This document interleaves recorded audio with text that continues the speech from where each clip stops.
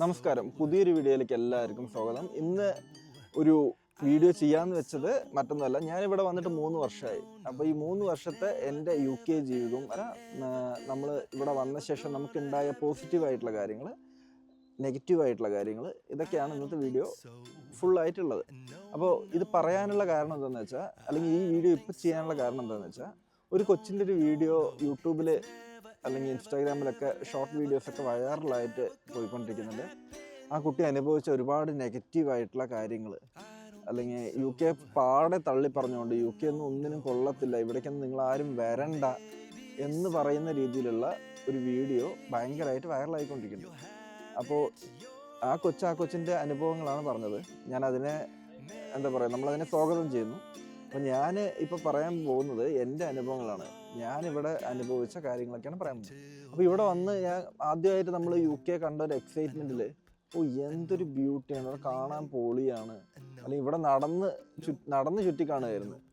അപ്പോൾ ഞാൻ വന്ന ഉടനെ തന്നെ എന്താ പറയുക, ഒരു വണ്ടി എടുക്കാനുള്ള തയ്യാറെടുപ്പിലൊക്കെ നടത്തി.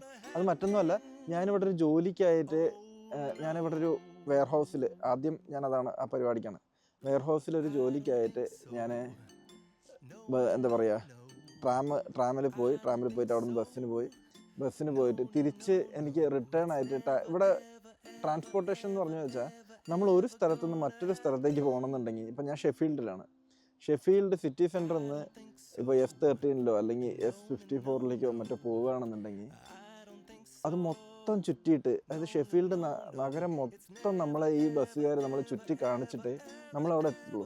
നമ്മൾ ഡ്രൈവ് ചെയ്ത് പോവുകയാണെന്നുണ്ടെങ്കിൽ 20 മിനിറ്റ് കൊണ്ട് എത്തേണ്ട സ്ഥലത്ത് നമ്മൾ ബസ്സിൽ പോവുകയാണെന്നുണ്ടെങ്കിൽ 1.5 മണിക്കൂറൊക്കെ എത്തും.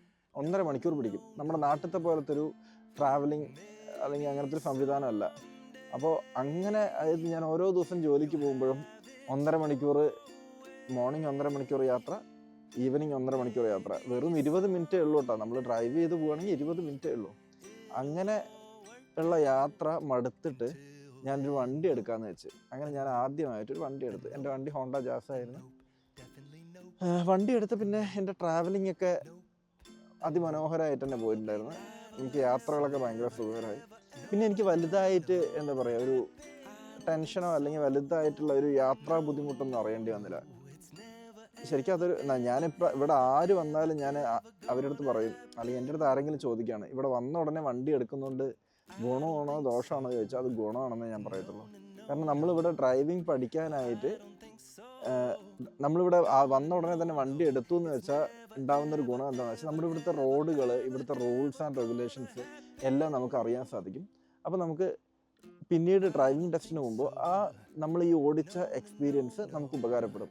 അതല്ല, നമ്മൾ ലൈസൻസ് എടുത്ത ശേഷമാണ് വണ്ടി എടുക്കുന്നതെന്ന് വെച്ചാൽ, നമ്മൾ ഈ ലൈസൻസിന് വേണ്ടിയിട്ട് നമ്മളൊരു ഇൻസ്ട്രക്ടറെ സമീപിക്കുകയും പുള്ളി നമ്മളെ ഡ്രൈവിംഗ് ക്ലാസ് എടുത്തു തരികയും ചെയ്യുന്ന സമയത്ത് നമ്മൾ ഓരോ ക്ലാസ്സിനും 35 പൗണ്ട് വെച്ച് കൊടുക്കേണ്ടി വരും.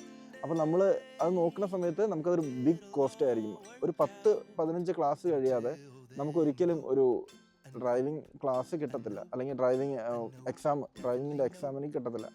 അപ്പോൾ ഞാൻ ഇവിടെ വന്ന ഉടനെ തന്നെ ഒരു 3 മാസത്തിനുള്ളിൽ തന്നെ ഞാൻ വണ്ടി എടുത്തു. വണ്ടി ആയിട്ട് പിന്നെയുള്ള ട്രാവലിംഗ് ഒക്കെ ഈ വണ്ടിയിലായിരുന്നു. അപ്പോൾ എനിക്ക് വലിയ ദുരിതങ്ങളും വലിയ പ്രശ്നങ്ങളൊന്നും ഉണ്ടായിരുന്നില്ല. നമുക്ക് എല്ലാം കൂടി ഈ വീഡിയോയിൽ പറഞ്ഞു വെച്ചാൽ ശരിയാവില്ല. നമുക്ക് അടുത്ത പാർട്ട് 2 പറയാം.